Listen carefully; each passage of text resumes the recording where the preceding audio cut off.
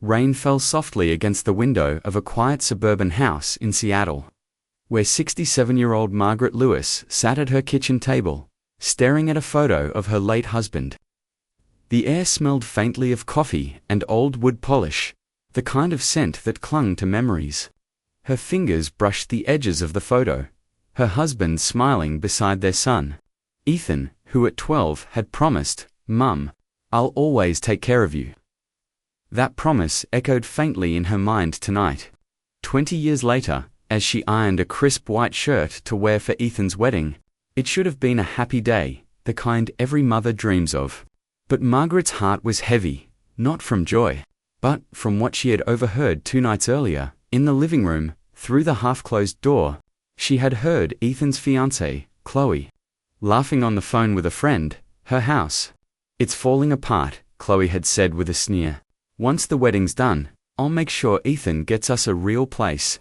His mum can sell that dump and move somewhere smaller." There was laughter on the other end, the kind that cut deep. Margaret had stood frozen, her chest tight. She had raised Ethan on her own after her husband's sudden heart attack when Ethan was 16. She'd worked 2 jobs, nights at a diner, mornings at a bookstore, to send him to college. Every penny had gone toward his future. She never once complained. And now, as she listened, she realized her kindness had made her invisible. She pressed the hot iron too long, scorching the edge of the shirt. The smell of burnt cotton pulled her back. "Maybe it's better this way," she whispered to herself. "Maybe I need to see who truly loves me for me, not for what I have." Margaret wasn't just a retired schoolteacher living modestly, she was also the sole inheritor of her late father's estate, $95 million in investments and property, carefully hidden in a trust. Her father had taught her one lesson that had guided her life: people's true colors show when they think you have nothing to offer. So, she had lived humbly. She kept driving her old Toyota War thrift store sweaters, and stayed in her aging home. Not even Ethan knew. The morning of the wedding came bright and crisp. Margaret slipped into a pale blue dress and fixed her silver hair into a neat bun. She looked at herself in the mirror, lines on her face, eyes tired yet kind. "Today," she murmured, "I'll know who my son really is." At the church, laughter and chatter filled the air.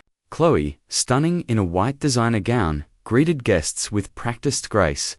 Ethan looked handsome in his tailored suit, but distracted. Checking his phone between photos, Margaret approached, smiling warmly. "Ethan, you look wonderful," she said softly. He barely looked up. "Hey Mum, can you stay with Aunt Ruth at her table? We kind of ran out of room near the front." "Of course," she said with a polite nod. Chloe chimed in. "Oh, and Margaret, if you could avoid wearing that blue jacket for the pictures. It kind of clashes with the theme." Margaret's lips parted slightly, but she caught herself. "Of course, dear," she said, slipping it off with trembling fingers. The ceremony was beautiful but cold. No one asked her to speak. No one introduced her as the mother of the groom. She was simply. Afterward, at the reception, laughter and champagne flowed freely. Margaret sat quietly at the corner table, watching her son dance with his new wife. Every toast felt like a dagger. Talk of fresh beginnings and building a new life together. Not once did Ethan mention the woman who had built his life from nothing. Then came the final straw. As she approached the gift table, Chloe's mother said sweetly, "Oh, Margaret, you didn't bring a gift card, did you?" "Don't worry, dear, your presence is a gift enough." The tone wasn't kindness. It was pity. Margaret smiled faintly. "You're right," she said. "My gift will come later. Something personal." That night, as she sat alone in her car, under the soft glow of the parking lot lights, she whispered to herself, "I kept quiet too long. But soon, they'll see." In the following weeks, she stayed silent, no visits, no calls. Ethan barely noticed. Married life consumed him. Chloe's influence shaped every decision. She redecorated their apartment, encouraged Ethan to quit his modest job and aim higher. Margaret watched from afar as her son drifted further from the gentle, grateful boy she once knew. Yet she didn't stop him. She waited. Until one afternoon, an envelope arrived. A legal notice. Chloe and Ethan were buying a new home and had listed her old house as collateral. Her name, without permission, was attached to financial documents. Margaret's hands trembled. It wasn't just betrayal anymore. It was disrespect. She called her lawyer, the only person who knew the truth of her wealth. "It's time," she said calmly. "Let's prepare the transfer and the will reading. I want it all done publicly." The lawyer hesitated. "Are you sure, Margaret? This will change everything." "Yes," she said, eyes steady. "I need them to see who they've become." As the day of the official signing approached, the tension thickened. Ethan thought it was a routine family estate meeting. Chloe saw it as a chance to push Margaret into downsizing. Neither had any idea that Margaret Lewis, the quiet, humble mother they'd dismissed, was about to turn their world upside down. And as she folded the old photograph of her husband and son into her purse, she whispered to the man she missed most, "You were right, dear. The truth always finds its way out." The room dimmed to evening light, her reflection faint in the window. Tomorrow would not just reveal her fortune, it would reveal every hidden heart around her. The conference room of the downtown law firm gleamed with glass walls and polished wood, sunlight streaming through in golden stripes. Margaret sat at the long oak table, her calm composure masking the storm inside. Across from her sat Ethan and Chloe, him distractedly scrolling his phone, her fidgeting with her diamond bracelet. The lawyer, Mr. Sanderson, cleared his throat. "Mrs. Lewis, thank you for coming. As discussed, we'll review the ownership documents related to your property and finalize the estate files your late father placed under your name." Chloe's eyes sharpened at the mention of estate. She smiled politely, but Margaret caught the flicker of greed in her gaze. "Of course," Margaret replied softly. "I think it's time my son learns a few things about his family's affairs." Ethan looked up.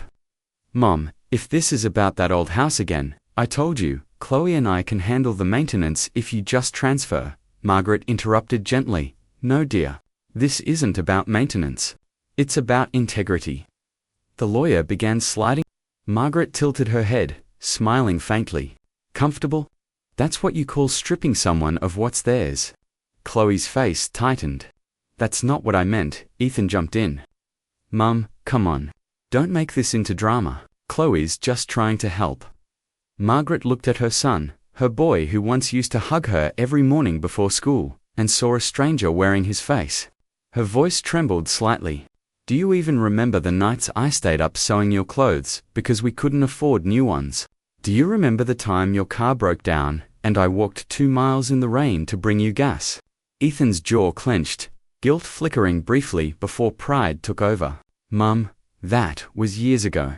I'm not that kid anymore." "No," she said softly. "You're not?"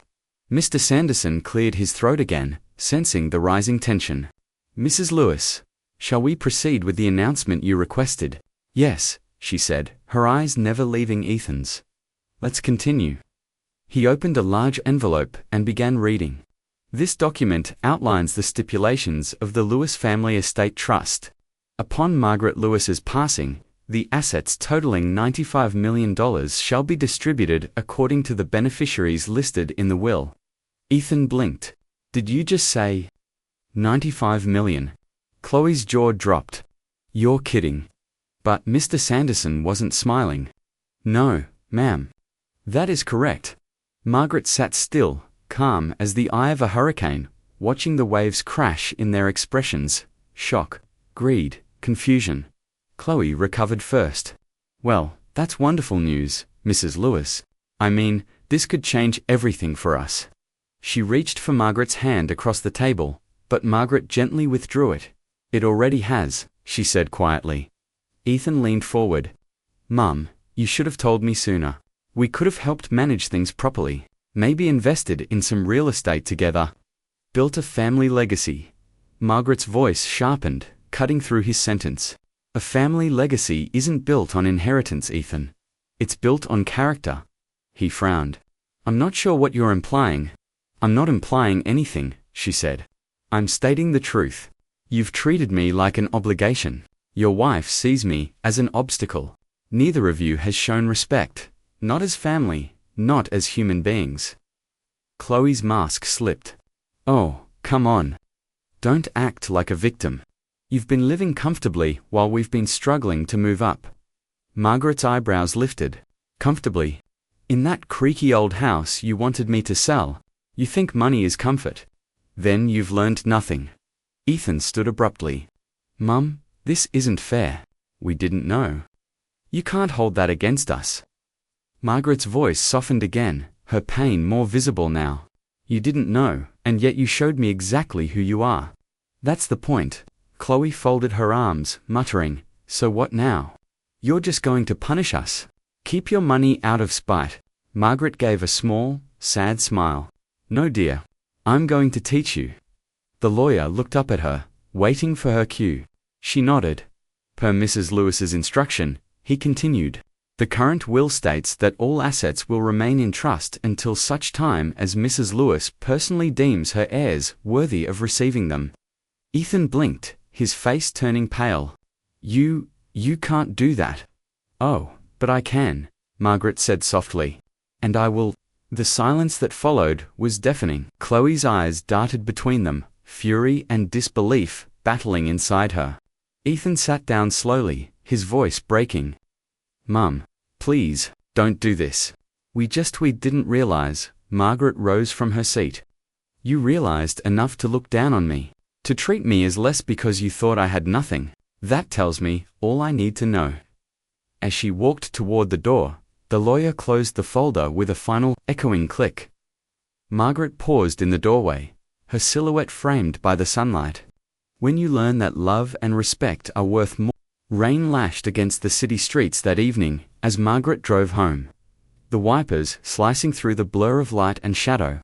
She could still hear their voices echoing in her head, Ethan's disbelief, Chloe's indignation. The hollow sound of her own heart cracking somewhere deep inside. She parked in front of her old brick house, the porch light flickering weakly in the drizzle. Inside, the air was cool and quiet. Margaret slipped off her shoes and sat on the edge of her couch, staring at the faded family photos on the mantel. Birthdays, graduations, that summer at the lake when Ethan was 16. He'd stood between her and her husband, smiling with that boyish confidence that used to melt her heart. How did we get here? She whispered, her phone buzzed. It was Ethan. For a moment, hope flickered. Maybe he'd understood. Maybe he'd come to apologize. She answered. Mom, Ethan began, his tone forced, almost rehearsed. Listen, about earlier, Chloe and I didn't mean to sound ungrateful. It's just, this whole thing was a shock. Margaret listened in silence. He continued, we just think it's unfair to hold this money over us like a test. We're family. We deserve transparency, don't we? There it was, deserve?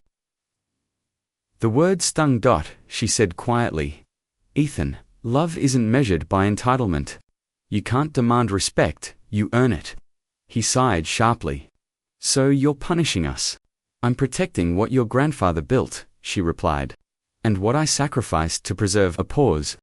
Then, in the background, she heard Chloe's voice, low, angry. Ask her if she's even mentally fit to handle all that money. We could lose it if she does something stupid. Margaret's breath caught.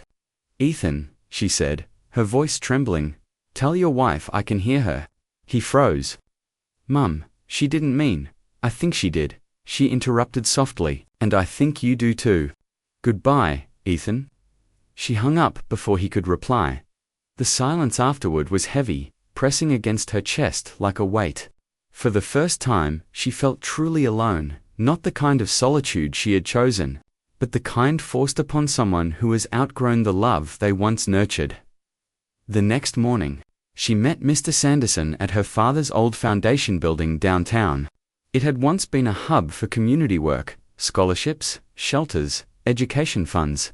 I want to make changes, she told him. If my own blood doesn't value compassion, then maybe I can leave this legacy to those who do. He nodded. You're sure? Yes, she said firmly. Let's open the foundation again, quietly, under a different name. Within weeks, Margaret's plan unfolded in silence. She transferred a small portion of her fortune, not millions, but enough to make a difference into a program that supported young families and single mothers. It was the kind of help she'd once needed when Ethan was little. Every morning, she'd drive downtown, working as a volunteer, just Maggie, the kind older woman who brought coffee and listened to people's stories. No one knew she was the founder. One rainy afternoon, a young woman named Alina walked in, carrying a toddler. She looked exhausted, her eyes red from crying. Margaret greeted her warmly. "First time here?" Alina nodded, clutching her child close. "My husband left us.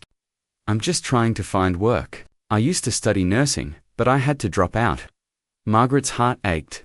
"What if we help you finish school?" Alina blinked in disbelief. "Really? You'd do that?" "Of course," Margaret smiled. "Everyone deserves a second chance."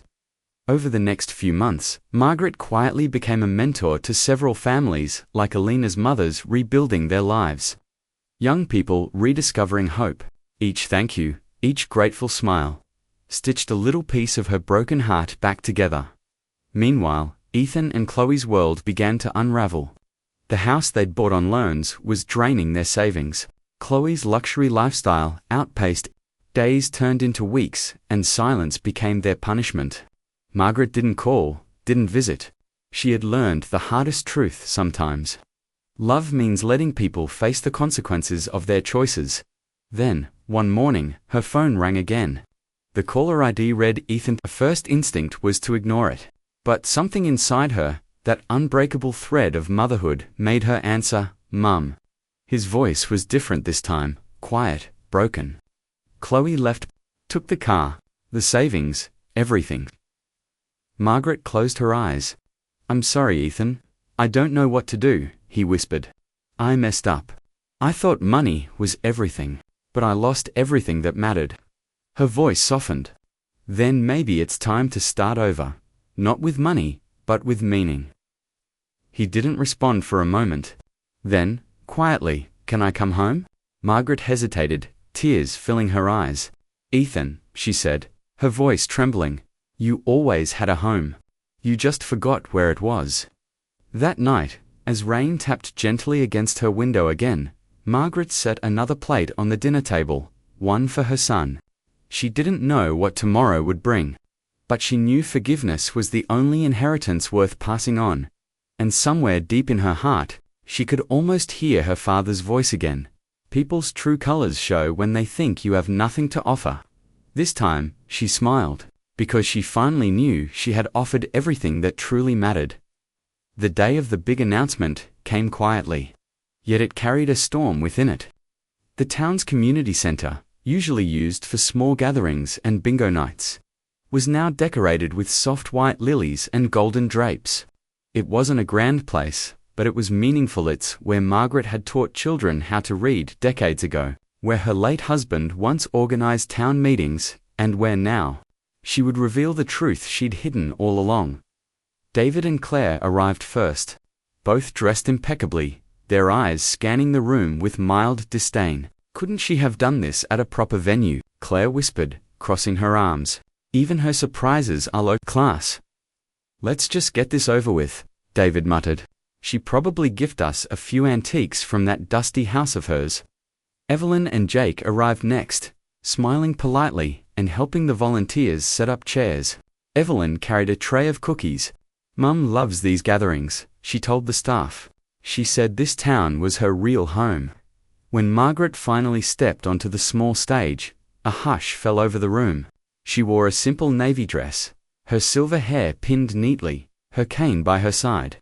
Her voice, though frail, carried firm authority. "Thank you all for coming," she began. "I've lived many years in this town, seen kindness and greed, honesty and deceit. I've watched people show their true hearts when they thought no one was watching." Her gaze shifted to David for a moment, then to Evelyn. "Many of you know, I lost my husband long ago.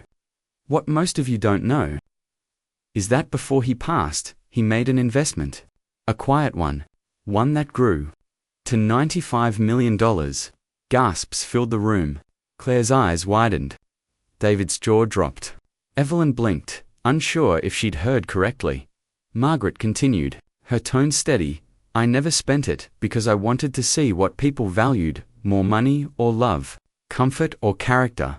She paused, looking at her son directly now. David, you were born with every advantage. Yet, somewhere along the way, you began to believe that kindness was weakness. You mocked those who had less, even your own mother. You forgot that wealth doesn't define worth. David's face flushed red. Mum, you can't just embarrass me in front of everyone. Margaret lifted her hand.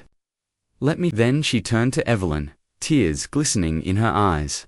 Evelyn, you reminded me what real love looks like. You didn't treat me as a burden. You respected me, even when you didn't know what I had.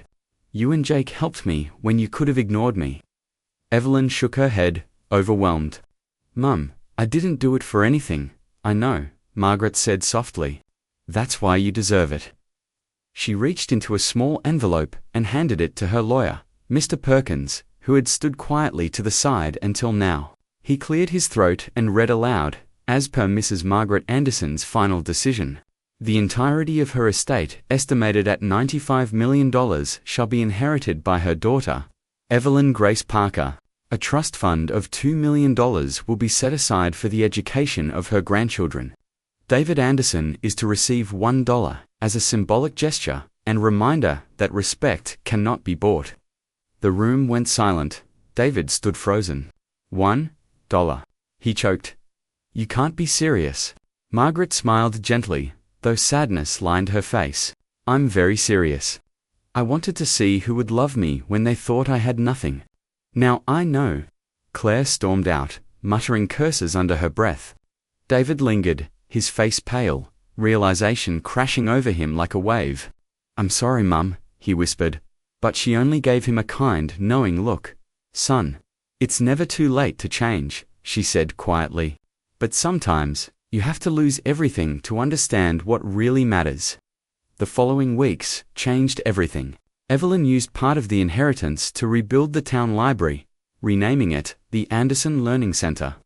She made sure scholarships were created for children who couldn't afford school supplies. Margaret spent her remaining years peacefully by her side. Surrounded by warmth and respect, David eventually returned one afternoon, humbled. He volunteered to help at the center. No cameras, no suits, no arrogance. Just a man trying to fix what he'd broken. One evening, as the sun dipped behind the hills, Margaret sat by the window, her eyes soft with peace. She whispered to Evelyn, Money reveals character, my dear, but love reveals the soul. And as she drifted off to sleep that night, her heart was finally full, not with wealth, but with the priceless treasure of knowing who truly cared. True wealth isn't measured in millions. It's measured in moments of kindness, respect, and love. Money can expose greed, but it also shines a light on genuine hearts. In the end, respect is the richest inheritance of all.